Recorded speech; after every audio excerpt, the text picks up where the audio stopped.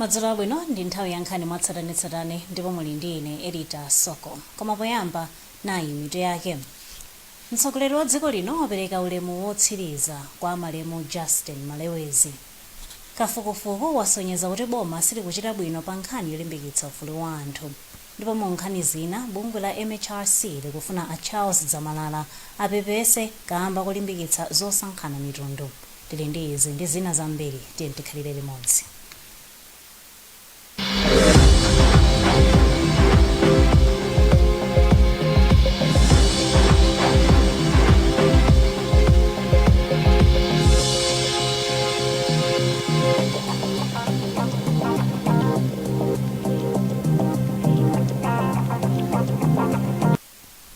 Munkhani yathu yoyamba madzulo ano mtsogoleri wa dziko lino a Lazarus Chakwera lachisanu anakapereka ulemu wotsiriza kwa malemu Justin Malewezi ku nyumba kwawo mu mzinda wa Lilongwe.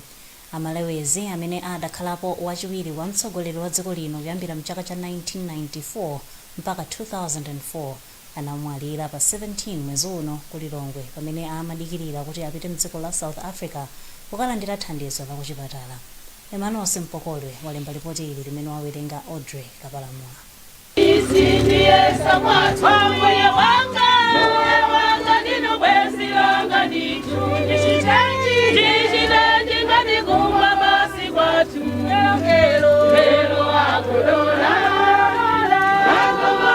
Chakwera omwe anali ndi amayi aku nyumba kwawo mayi Monica Chakwera anakapepesa akazi awo kummawa kunali mapemphero omwe anachitikira pa mpingo wa St. Peter's Anglican. Yemwe anali spikala wakale Alusi Chimango anali nawo pamwambowo. Taluza munthu odzichepetsa koma munthu olemba owerenga, munthu wopanda chifukwa ndi mzake, komanso munthu opanda kadzanja tema. Nakhala nawo mpoma muzaka kuyambira nthawi zoti tasiya sukulu kuno timapita kunjaku. Kenaka abwera agwira ntchito mpomamu. Kenaka adzakhala ngakhale vice president bwana wanga. Taluza kwambiri. Amalewezi omwe amwalira ali ndi zaka 77 adakhalapo ngati wachiwiri kwa mtsogoleri wa dziko lino mchaka cha 1994 mpaka mu 2004 pamene mtsogoleri wakale wa dziko lino Abakiri Muluzi amalamulira kudzera ku chipani cha United Democratic Front. Iwo adagwiranso ntchito ngati phungu wadera la kumpoto mboma la Nchisi. Kauniuni wa mmene chuma chikugwirira ntchito yemwe bungwe la Human Rights Commission lachita wapeza kuti pali mavuto chifukwa chakulephera kwa boma kupereka ndalama zokwanira zothandizira kupititsa patsogolo ufulu wa anthu. Ripoti ili limene latuluka lachisanu lati ndikofunika kuti boma liyike chuma chochuluka ku ntchitozi. Audrey Kapalamula walemba ripoti ili. Mukauniuni wawo wa ndondomeko ya zachuma ya mchaka cha 2020 mpaka 2021 bungweli lati ndale zikulowerera mmene amaperekera ndalama magawo osiyanasiyana zomwe akuti zimakhudza chuma cha dziko lino. Bungweli lati unduna wa maboma ang'onoang'ono ukuyenera kumagwiritsa ntchito ndalama zawo ndi kusiya kugwiritsa ntchito ndalama zomwe makonsolo amapeza pa nthawi yomwe akugwira ntchito zawo zochokera ku unduna. Pa nkhani ya ndalama zomwe zimapita ku makonsolo, bungweli lati unduna wa zamtengatenga komanso wa zomangamanga ukuyenera kumayika ndalama pa ntchito yomanga zinthu zochepa koma zolimba osati kuyika ndalama ndi kumanga zinthu zambiri zomwe zimakhala zosalimba. Ripoti ili latinso ndalama zachitukuko zomwe zidali 13.6 billion kwacha zomwe zidapita m'makonsolo adazigawa pang'ono-pang'ono zomwe zachititsa kuti misewu yambiri ikhale yosalimba. Poperekera ripoti ili komishonala asunduzwayo Madisi anati pa ndalama za mchaka cha 2019 mpaka 2020 ripoti ili ladandaula ndi kuchuluka kwa ndalama zomwe makonsolo, maunduna komanso maofesi ena aboma amagwiritsa ntchito kuposera ndalama zomwe amawapatsa mu ndondomeko zawo zachuma. Komishonala Martha Chizuma ati pali madera enanso amene sapatsidwa ndalama zochuluka poyerekeza ndi madera ena. Council uja kukumachitika ma functions amene sali mu budget mwawo ndezo mapezeka kuti kukubwera kaya mnduna kudza ika mfumu ndoti akutenga zindalama zomwe zimayenera kupita kwa ana olumalaja kwa azimayi osaukaja molomoli zipita kumene kuja zikumapita ku ma function ngati amene tikatero ndoti kuphwanya maufulu anthu amene ndikuatchula. Wachiwiri kwa mkulu woona za ntchito zosiyanasiyana ku nduna maboma ang'ono a Victor Sandikonda ati iwo awunikira bwino lomwe lipotili ndi kuyankhapo komanso kuchita zomwe lipotili likunena. Ripoti iyi ionetsa kuti ndi ripoti yabwino chifukwa ionetsa kuti pali ma shortfalls, pali zovuta zina m'makansolo mwathu komanso pali zovuta zina zimene central government ichita contribute. Bungweli linachita kauniuniyu malingana ndi gawo 130 la malamulo a dziko lino komanso gawo 14 mu malamulo okhudza bungweli. Ndipo bungwe la Malawi Human Rights Commission lalamula kuti dokotala wina wodziwika bwino a Charles Dzamalala apepese kwa Malawi chifukwa cholimbikitsa kusankhana mitundu pa nthawi imene unduna wa zaumoyo unkayamba kupereka katemera wa COVID-19. Komishonala wa bungweli a Martha Chizuma akufotokoza zambiri za mulipotili kwa mtolankhani wathu Rebecca Chimjeka. Chomwe inachitika pakati pa Memed clinic imene ndi Blantyre DHO and arrangement imene inabwera ndi mkulu wa company ya Hisco Mr. Kotesha amene anapempha Memed kuti no apange arrange kuti no gulu la anthu amene timati amwenye kapena my Asians and Indians akapangidwe vaccinate ku Memed private clinic ngati special arrangement. Nde mukufufuza watu napezeka kuti no tinakhazikitsadi kuti zimenezo zinachitikadi tapeza as a fact kuti zinachitikadi and kuti kuchitika kwa zimenezo ndikunali kuphwanya maufulu kunali kusankha ngati tsankho on the basis of kuti race ya munthu ndi otani. Pakadali pano a Richard Ndovi yemwe ndi mkulu chikulu amoya omwe amayenera kukwanitsa chaka china masiku asanu ndi limodzi likubwera aphunzitsa atolankhani ambiri mdziko muno.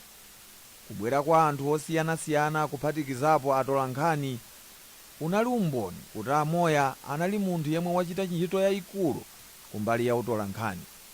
Amoya amwalira akugwira ntchito ku Malawi Regulatory Authority MACLA ngati Broadcasting Monitoring Officer. Mmodzi mwa akuluakulu aku MACLA a Fergus Lipenga anati awasowa amoya kamba kuti amadziwa ntchito. Tsiku la lero tsiku lachisoni kwambiri kuti tayanzathu limbani moya amene takhala naye kugwira naye ntchito ku MACLA kwa zaka zisanu ndi chimodzi zimene zapitazi.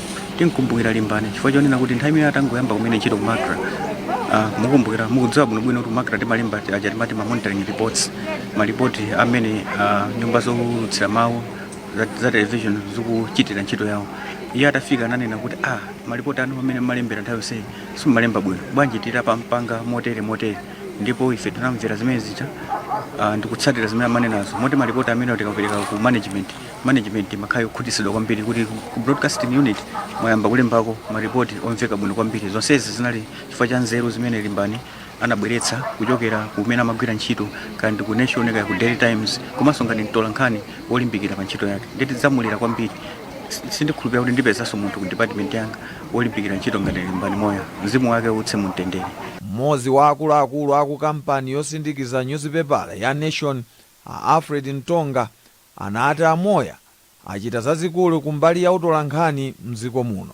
Poyamba ndingonena kuti lero ndi tsiku lachisoni kwambiri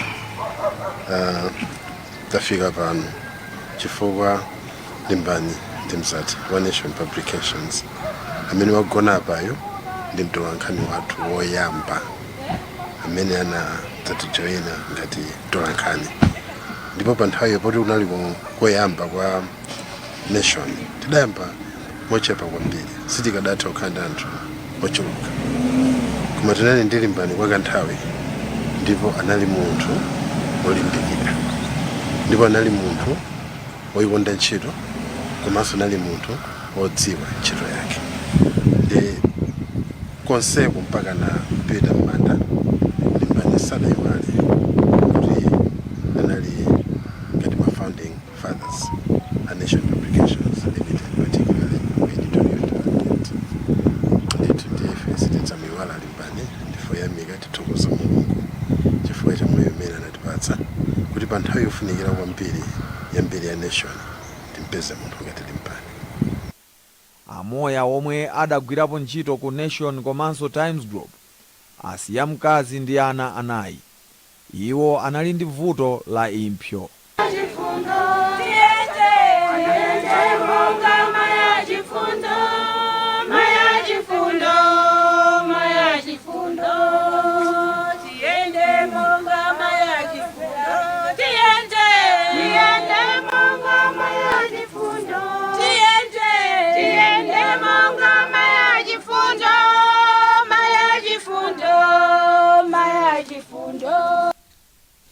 Mzimu wawo uwuse mumtendere.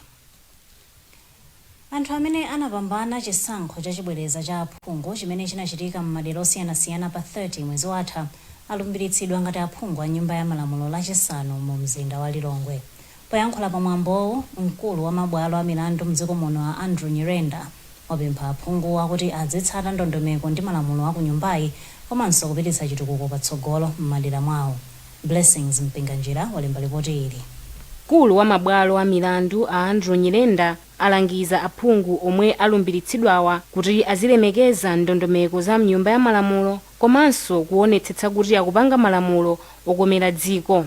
Mmodzi mwa aphunguwa a Bizwik Miliyoni omwe akuyimira zomba changalume atayesetsa kugwira ntchito mokomera anthu a mdera lawo monga kukweza ntchito kuwapangira. Aphungu omwe alumbirawa ndi a Francis Berekanyama, akafandikhale Mandevani, a Lodrick Khumbanyiwa, a Arnold William Kadzanja komanso a Felix Kaira. Banja lawo apolisi wina amene adasowa zaka zisanu ndi zitatu zapitazo likulepherabe kuvomereza nkhani chilungamo chakumene m'bale wawo adapita chisakudziwika. Apolisiyo amene ankagwira ntchito pa polisi ya Mikolongwe mboma la Tcholo sanabwerere pa khomo pamene adachoka ponena kuti akupita ku banki. Isaac Salima ali ndi nkhani yonse. Patapita zaka zisanu ndi zitatu pamene a Clement Sinoya adasowa, mwana wawo amene ndi wa zaka 22 Obedi sakukhulupirirabe zimene zidachitikazi kuti bambo ake mwina asazapezekanso. Pofika pano palibe amene wanenapo chilungamo pa zakumene wapolisiyu ali. Obedi amakumbukira bwino kuti lidali lachitatu pa 13 Februwale chaka cha 2013 pamene bambo ake adangosowa pamene adati akupita ku banki. Anangonyamula kupita ku banki ndocho yantemeneyo basi amene amakumana nawo fati nkakhalira kucholo ndi amene amakumana nawo kuti ku trading yakwakulia namangoti takumana nawo kuma msali ngati ndi mmene amakhalira amone ngati mwapo mumutundu. Masiku adasanduka sabata nazo kathera mwezi, nayo miyezi kasanduka zaka, kufikira pano wapolisiyo sakuoneka. Zende zimalivuta kuvesesa pana mama zimalivuta tita kuchita kuti anapita kuti kapena chinachitika njani ana tose tilipo kuma ngati ineyo ndinachanika kumaliza maphunziro anga feyosowa chani kani yafizi runi nambaye. Sizikudziwika ngati Asinoya angalengezedwe kuti adamwalira kapena ayi pamene palibe umboni wakumene kudapezeka thupi lawo. Komano maiko ena amati munthu ngati wasowa kwa nthawi yayitali choncho akuyenera kumulengeza kuti adamwalira. Padakali pano banja la Asinoya likusowa zosowekera pa moyo uno. Mkazi wawo wa Asinoya Elizabeth Chitindo amene sadakwatiwenso akuti nawo ndokhudzidwa m'maganizo ndi nkhaniyi. Ine tabakhala ni makuta munanga adasowa kwari patapita sikutwika. Ine maganizo wanga pamene mapita kuchitikota pageze kuti alithandizire kuti mene munthu apezeke koma mkakhepa lero panopa kuti saupezekabe ine mwina andipangire mweto kusola ndalama ndi ana peni nawo ndisathandiza. Amalume wawo a Asinoya a Kevin Kadongolo amene akhala kuyisatira nkhaniyi adati akukonza zopitanso ku polisi kukafotokoza za nkhaniyi. Ifeyo panopa nyene inali pa programu ichonena kuti atatiuza onena kuti atikozera za programu inayonena kuti basi titumikizana nawo tikaiona mmene azawira tione kuti anawo tathandiza pano. Wofalitsa nkhani pa polisi ya Limbi imene polisi ya Mikolongwe ili pansi pake a Patrick Musa adati sakudziwa chilichonse zokhuza nkhaniyi. Naye sofalitsa nkhani za polisi mdziko muno a James Kadazera adapempha nthawi asadayankhulepo pa nkhaniyi.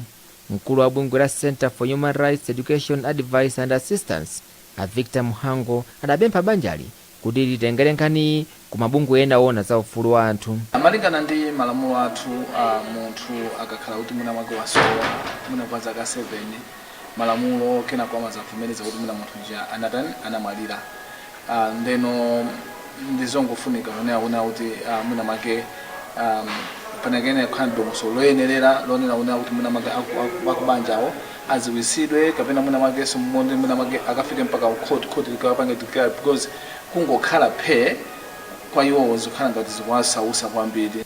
Kaya chona chizadziwika pa nkhani kapenayi, chachidziwikire ndi chakuti banja la Sinoya ndi kusausika. Isaac Salima kutipatsira ripoti limenelo. Tipitiriza kupatsirani nkhani izi posachedwapa.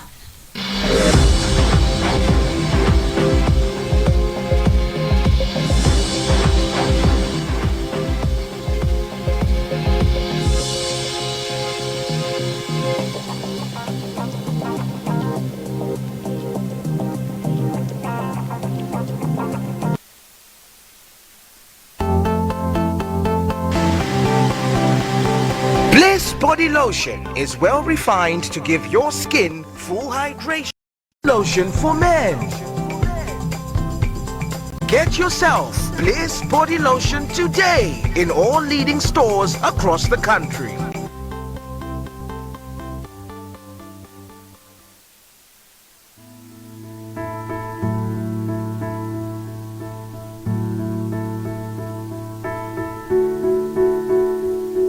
Tsiku ndi tsiku moyo umatipasa mwayi opanga chisankho choyenera. Chisankho chokhala ndi thupi losalala bwino, kupanga zinthu motakasuka, kuchotsa mafuta, kukhala aukhondo ndiso odziteteza ku mliri wa COVID-19. Pangani chisankho choyenera lero posankha katundu wa Purity ndi kukhala otetezeka. Ikolole kungonjezera mayunitsi a TNM kuyambira 200 kwacha kapena kuposera pamenepo mutha kukhala mmodzi mwa mamilioneya mu TNM Tikolole promotion.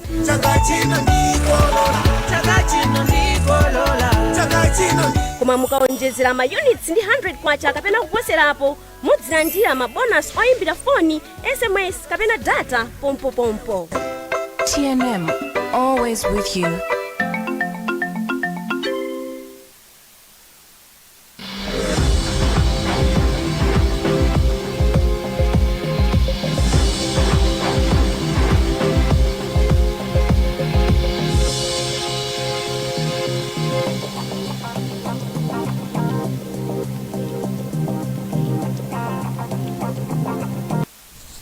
Takulandilaninso ndipo popitirira ndi nkhani zathu madzulo ano, bungwe la TVETA lati layamba kuphunzitsa achinyamata ulimi wa makono ku sukulu ya luso ya Kasama mboma la Chitipa.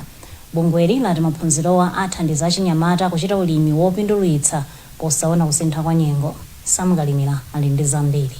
Maphunzirowa asanayambe zimafuna kuti sukulu ichite kafukufuku pa dothi komanso mbewu zimene zimalimidwa kuderali ndi ziweto ndi cholinga chonena kuti ophunzira ndi alimi ena ozungulira aziphunzira ulimi wa makono.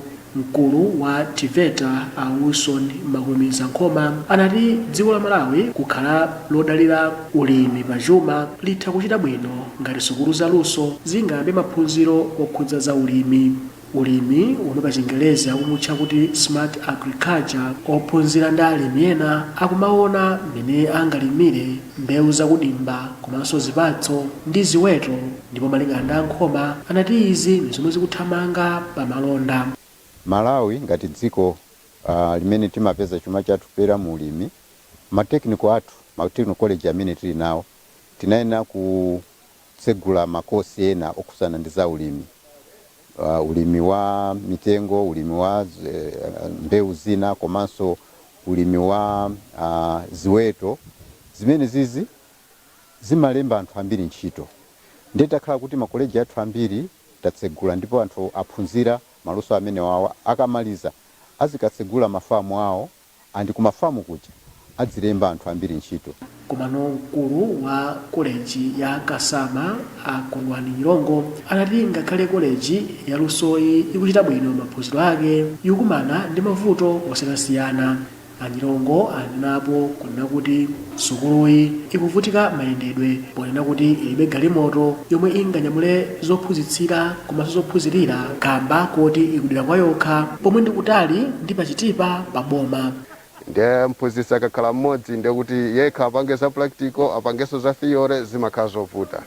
Ndiye mavuto oyambirira amene tikumana nawo komanso tili pachire pakati pachire nkutali ndi misewu koma tilibe galimoto yoti titaumayendera mwina mwana atadwala kapena mavuto osiyanasiyana atatigwera tilibe galimoto yoti titaumayendera kuti tithandizike mnjira ngati zimenezo. Maphunzirowa omwe ali pansi pa ndondomeko ya oyang'anira anthu okalamba wa manepo wachilimika pa ntchito yophunzitsa komanso kulimbikitsa anthu achikulire za ubwino olandira katemera wa COVID-19. Bungweli linali mmodzi mwa mfumu chapweteka mfumu yaikulu Juma kwa mkando m'boma la Mulanje koma linakumana ndi anthu a m'midzi yozungulira derali kuwalimbikitsa kuti akalandire katemera wa COVID-19. Payankhula pa msonkhanowu nthumwi ya zaumoyo ku Blantyre District Health Officer Miles Muhango anati kulandira katemera ndi njira imodzi yothandiza kulimbana ndi COVID-19. Iwo anati anthu okalamba ali mgulu la anthu omwe ali pa chiopsezo chachikulu ngati angadwale nthendayi ndipo njira yopewera kutenga kapena kudwala matendawa ndi kulandira katemera. Gogodora Muyenda ochokera mmodzi mwa Alikwetu mfumu yaikulu mkando alimbikitsa anthu amene amakayikira za katemerayo makamaka potsutsa mphekesera zonse zimene anthu akufalitsa kuti katemerayi siwabwino. Anthu m'mizi mwa makana ukayezesa atokana chifukwa chokanira kuti munthu akamulasa ngati lero mama wamwalira ali niwo mwalasidwa inu mwasalawani pa simugoneranso iyani ine wanga waphe chilichonse ndikugira mazi ndikutunga ndikuphika simasentona popeteka.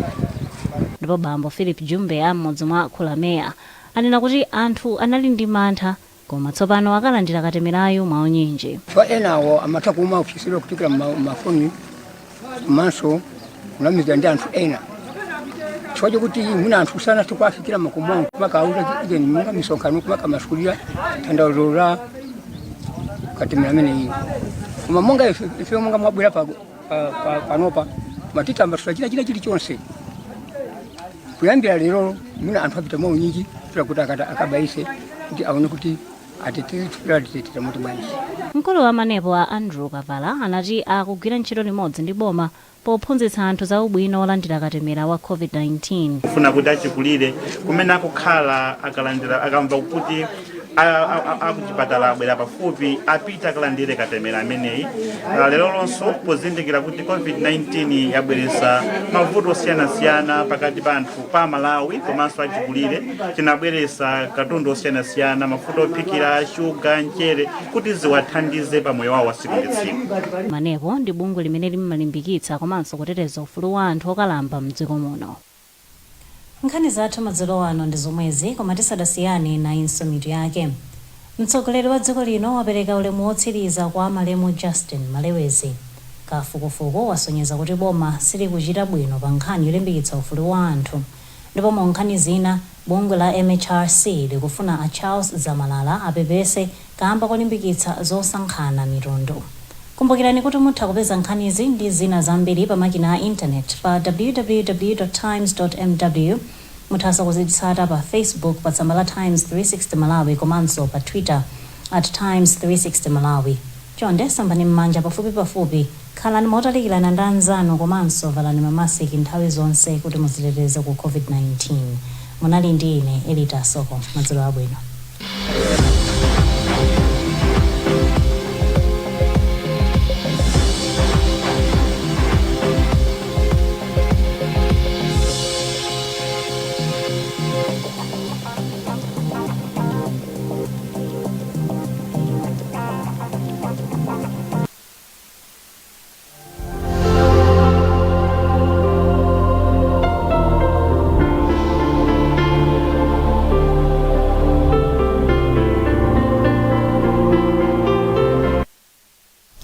Madzulo bwino ndi nthawi za nyengo ndipo muli ndine Mandi ndaonga pondani. Tsopano tikupatsirani mmene nyengo itakhalire usiku uno komanso mawa. Kuzizira komanso kukhala kwa mitambo patali ndipo mvula yowaza igwa madera mphepete mwa nyanja ya Malawi kumpoto usiku uno ndi mawa. Masana akudzafunda ndipo kudzakhala kwa mitambo ndi mvula yowaza makamaka madera akumpoto. Langizo: mvula yamphamvu ipitirira kugwa madera kumpoto amphepete mwa nyanja ya Malawi, ndipo mphepo yamwera ikuyembekezeka kuchepa pa nyanja ya Malawi. Mphepo idzomba mwamphamvu kuchokera kumwera chakumvuma, ndipo mkucha kudzakhala kwa mitambo yapatali ndi mvula yowaza madera akumpoto. Tsopano tikupazirani mmene kutenthere komanso kuzizira madera osiyanasiyana a mdziko muno. Kwa Ngabu kutentha pakati pa 22 degrees Celsius ndi 32 degrees Celsius. Ku Blantyre pakati pa 16 degrees Celsius ndi 27 degrees Celsius. Ku Lilongwe pakati pa 15 degrees Celsius ndi 27 degrees Celsius. Ku Mangochi pakati pa 20 degrees Celsius ndi 31 degrees Celsius. Ku Mzuzu kutentha pakati pa 15 degrees Celsius komanso 26 degrees Celsius. Pomaliza tikupatsirani nthawi yotulukira komanso kulowera dzuwa mawa pa 24 April 2021. Ku Mzuzu dzuwa lidzatuluka 10 minutes to 6 ndipo lidzalowa 25 minutes to 6. Ku Lilongwe dzuwa lidzatuluka 7 minutes to 6 ndipo lidzalowa 26 minutes to 6. Ku Blantyre dzuwa lidzatuluka 11 minutes to 6